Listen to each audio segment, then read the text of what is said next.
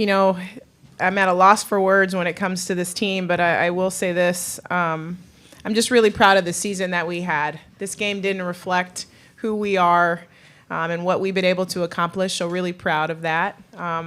We got beat by a very good team today. I thought we tried to battle in some moments, but this is going to be something we'll watch back and learn from and continue to grow our program so we can compete better next time we're in this position. But I told the girls, don't let this game cloud what we've been able to do, and we've had a great season, 25 wins the last 3 years.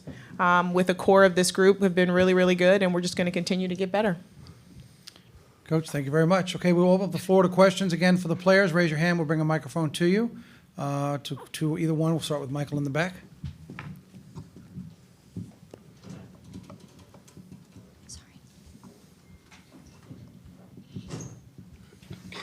Michael Cobble from WBRZ TV in Baton Rouge. Kim, just how much were the early fouls kind of a damper on your game and what you were hoping to do here today? Yeah, definitely a damper. I feel like I'm a physical player. I thought I could be a little extra physical today, but because maybe the fouls were a little too much. But yeah, wanted to be out there with my team, so it definitely wasn't nice being on the bench. But regardless, I was supporting them. But yeah. You have a question up here in the front row? Yeah, this is Blake Spadaro from Blake's Take and W Swish. Anissa Morrow had 12 points and 12 rebounds and shot 3 for 11. What did you ladies think of you ladies' overall defensive effort on her in particular? I think the overall game plan, was boxing out every player. I think they all kind of crashed the boards with, aggressively, and boxing out was definitely the emphasis. I think we did it maybe in spurts. She had some boards, but yeah, I think we gave our effort. I think everybody tried on the team, and yeah, pretty much. She was a key piece of what we were trying to defend because she's such a good player. So I don't know that we held her down, but we knew that we wanted to crowd the paint, and if we were going to give up anything, it was going to be threes. And they were able to shoot a high percentage from the three-point line. So we didn't do anything to slow her down. We just wanted to make sure she saw a crowd.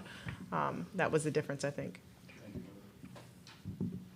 Daniel Frank from A10 Talk. For either of the players, you guys have been on an incredible run through the Mountain West tournament, winning the championship game in triple overtime, and getting the first appearance for San Diego State in this tournament since 2012. What has that been like for you guys to be a part of, and what does it mean to you guys? I think obviously we won the Mountain West, and we all kind of have this saying that we say it's we over me. I think this was really important for us. We really built a group dynamic coming in, and we had high aspirations for how we were going to perform today, and we knew we were going to play together as a team and really focus on that, and I think we did that, and I think we had a couple mistakes, but I wouldn't regret anything that we did this season. I think we did really great in the Mountain West, and we really left our mark this year. Natalie Hevron with the next, kind of going off of that question, but bigger picture, can you just reflect on what your time at San Diego State has meant to you and reflect on your careers? You want to go first? No, I'll go first. I transferred in this last year, and Stacie and the coaching staff took a chance on me. I came from another team in the Mountain West and didn't get as many minutes as I did this year, so they really took a chance on me and saw my potential and saw what I could be, and I think with that and obviously building my confidence, I was able to be a key player this year and really make a difference on the team. And obviously I wouldn't be able to do that without them and my teammates supporting me along the way, because they've been playing with me. But I just am forever grateful for the team and the family that I got to build this year. And yeah.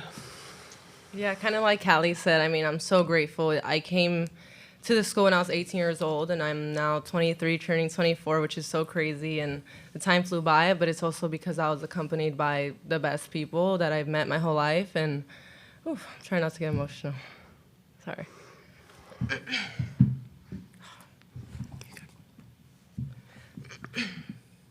Just super grateful. I'm super happy. We won a championship. That's all I've wanted for my career, so yeah. Any other questions? One more for Michael in the back.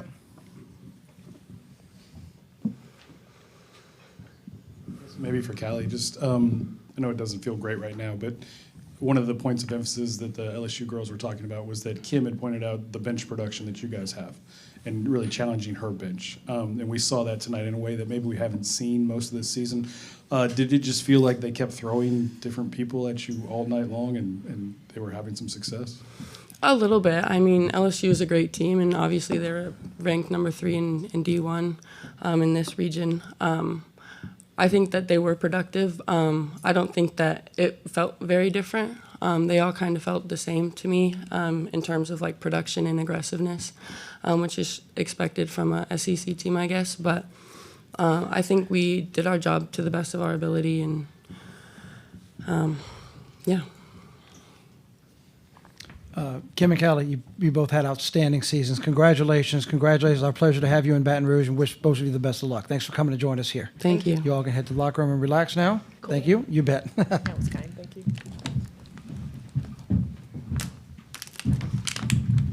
All right, now we'll open up the floor for questions for Coach. And again, you know the routine. Raise your hand. We'll get a microphone to you.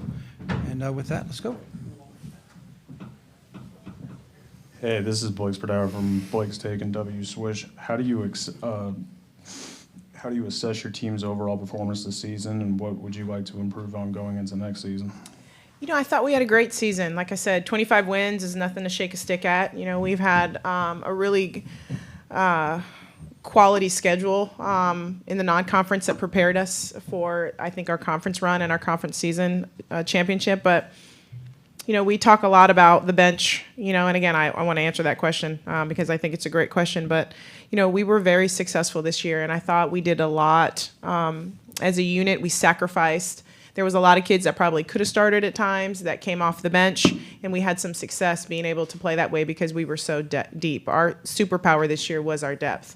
And we have some young kids that are going to be great in our program if we can keep them all together. And our transfers were just phenomenal for us. And I'll forever be grateful for the Adriana Quezadas and Kim Villalobos and Megan Fiso and those girls that stuck it out and stayed with us. And again, just a really good group of human beings. And that's what I'm going to take away from this season is they're just great girls, young women, and they're going to be destined to do great things. Mm-hmm. To answer your question, because it was a good question, yeah, it was impressive. They were, we were talking about, you know, what did we see that we didn't expect? I didn't expect the bench to come in and shoot the ball as well as they did, and that makes LSU really, really dangerous when they can go as deep as they did tonight. I thought the transition game was something that we weren't ready for. They were really pushing the ball, and we didn't get back. Like, we knew we were going to get out-rebounded. We knew, you know, who was going to shoot the ball the majority of the time. But I think, and we knew about the transition, but I think it was a little bit faster than we were ready for. And if they can play that fast and score the way they did, it's going to be a hard out moving forward. Other questions for Coach?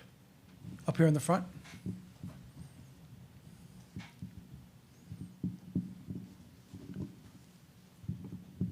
Natalie Heverin with the next. You know, you kind of touched on this a little bit, but can you just talk about the impact of the seniors, whether they've been here for 1 year or 5, and getting the program to this moment and kind of leaving that impact for future students to continue to build on? You know, we were just talking about that as we were waiting to come in. Kim has been with me for 5 years. She was one of the COVID babies that came up with us, and we had some, you know, struggles early on, but for her to have the seasons, the last 3 seasons, we've won 70-something games over the last 3 years and really done a good job as far as, you know, making sure we were competitive every time we touched the floor. And that's what I'm going to take away from that group. They've just done a great job raising the bar or getting the bar back to where it was. You know, the standard now is to win a championship. You know, that's what our goal is now moving forward. So I thought we came back after last year's championship run. We lost in the championship game the year prior.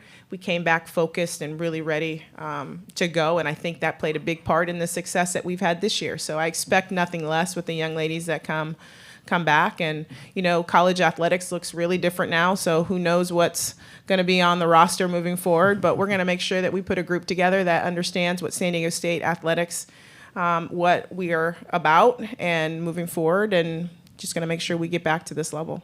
This is a great experience for them. And I told them to bottle this up so we can understand what it feels like so we don't have to feel it again.